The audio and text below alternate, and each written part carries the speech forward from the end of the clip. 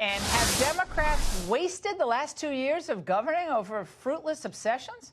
With the Mueller report now winding down and the Democrats stepping back from their calls to impeach Trump, was the Democratic obsession over Trump and Russia really worth it for their party? Here with answers, Glenn Greenwald, founder of The Intercept. Glenn, it's great to see you. You noticed that hardly any of the Democratic presidential candidates, and the list is growing seemingly by the day, they even mentioned Trump and Russia. So is reality finally sinking in for the Democrats, or some of these new polls about Mueller really what they're thinking about?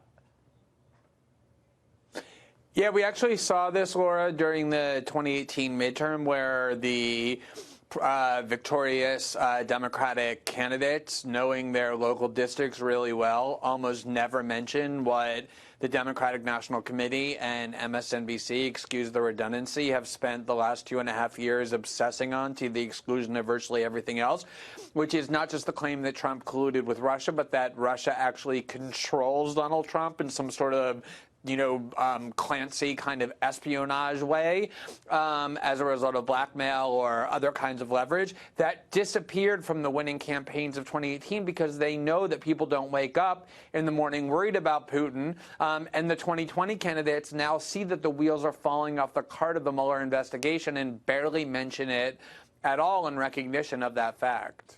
And Glenn, Pelosi, I noticed, she was out there today in Missouri, and she was backtracking a little bit on that big bombshell admission last week on President Trump and impeachment. Let's watch. When I said he's not worth it, it got your attention. I've been saying this for 2 years, that he shouldn't be impeached. But when I said he's not worth it, then it got the press. And what he's not worth is the financial stability of America's working families, and that's what we're trying to correct. And when the time comes, we'll see. Well, do you believe her? When the time comes, we'll see. Please think about how stupid that is, what she just said. The overriding theme of the Democrats for 2.5 years, going back to the 2016 election, as I said earlier, is that Donald Trump is blackmailed by or controlled by the Kremlin and forced to do things against the interest of his own country, the United States, and in favor of this foreign adversary. Now, if that were true at all, if Robert Mueller had any evidence of that and hasn't shown it to us, he would almost be guilty of treason. And if Nancy Pelosi really believes that Donald Trump is serving the interest of Russia and decides, oh, we're going to just take our time in removing him from control over the nuclear arsenal and the executive branch and the military until we feel like we're ready to do it, you would wonder, does Putin have something on Pelosi, too? Why would you leave in place somebody controlled by the Kremlin for 2 years if you really believed it, if you really have evidence for it? And, of course, they have none, and they don't have the integrity to just admit that. Glenn, just 2 months ago, she's on Twitter, and she's tweeting, what does Putin have on Trump?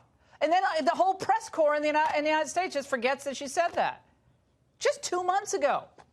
Yeah, exactly. I mean, Laura, I know we've been working on an expose about some really incredibly criminal acts on the part of the Brazilian President Jair Bolsonaro, who's in Washington this week. Yes, he's here. To meet with Donald Trump, and and actually he's going to be on Shannon Bream's show next, I believe. There you see what a real scandal looked like. He's only been in office for 2 months. There's incredible amounts of concrete, tangible evidence that has been publicly disclosed, linking him to the world's worst paramilitary gangs and extrajudicial murderers in the country. That's what a real scandal looks like. Instead, in the U.S., we have 2 years of speculation and conspiracy theorizing and all kinds of espionage fantasies that the Democrats are now realizing is never going to come to fruition. Mueller has not indicted one American for the crime of collaborating with the Russians, and people don't think he's going to. Glenn, I'll also say, we're almost out of time, there may have been places in areas where we could have worked with Russia, even with our disagreements about Crimea or whatever. But there may have been things that we could have worked on with Russia that we couldn't do because of Mueller hanging over Trump. I mean, just maybe. This is the key. That's the key point. The Bulletin of Atomic Scientists says that one of the two greatest threats that humanity faces is the possibility of nuclear war between Russia and the U.S. Obama tried to work with Putin in Ukraine, in Iran, in Syria. Trump wanted to also and just hasn't been able to, because every time he did, they said, aha, that's proof that he's a Kremlin stooge. Glenn, thank you so much. And